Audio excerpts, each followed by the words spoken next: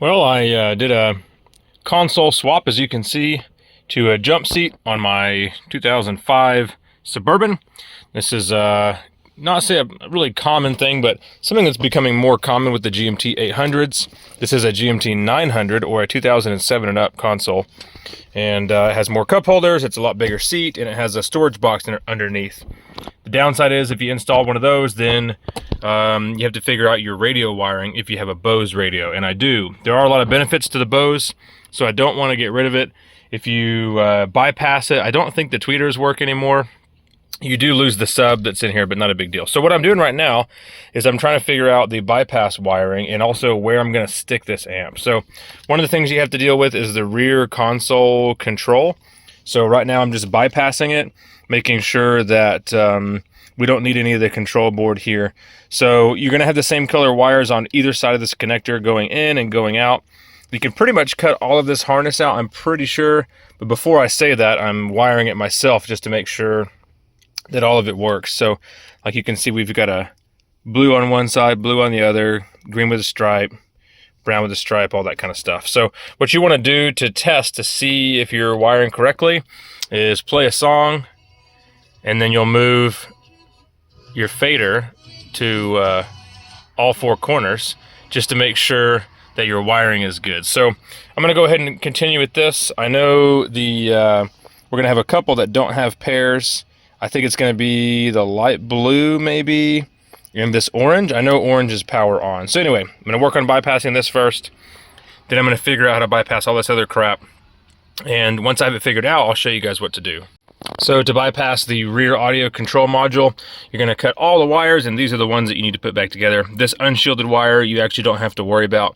But this black one, the brown one, the green, and the blue all need to be reused and bypassed. So I went ahead and bypassed them right here, but obviously you don't have to do that.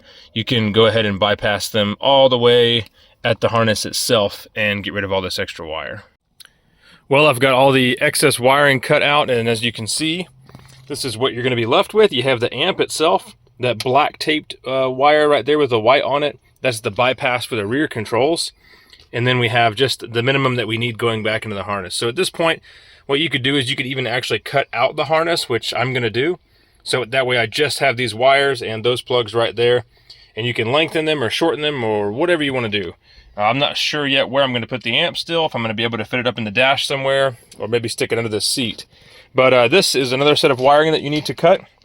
This is what goes to the factory subwoofer in the center console. So it has 4 wires here. You're just going to cut both of those off. And then we have 2, this blue one and then the black with the white stripe, that were going to the rear audio control. And then all these other ones are just 12 volts. So we have one orange one that went to the rear audio control, and then the other ones go to the cigarette lighter output right there. So see that there were 3 of them. 1, 2, 3. So you can choose to retain these if you do want to put more 12 volt outlets somewhere. I don't have anywhere to put them. I guess maybe I could have tried to wire some in the back of this console, but I don't really care. Well, I picked a spot for the amp. As you can see, it is right up underneath the dash here on the driver's side.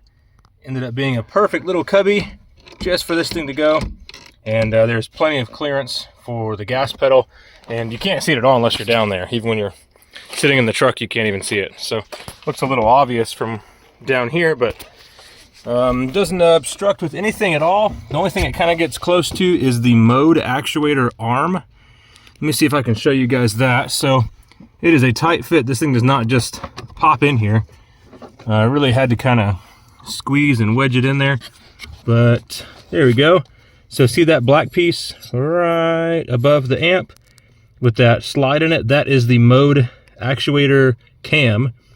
And if you're going to put your amp here, just make sure that you actuate that thing and make sure the fins on the top of the amp are not going to touch it. So when I first set it up there, it was touching, but now it's not. So what I'll end up doing is cutting right here and just running that to the amp with these 2 plugs. So we're going to cut out from here forward, cut out this big plug right here, and then cut out from here backwards, cut out that end. So we're just going to have these 2 main pieces right there, and it'll end pretty much where that insulation's at.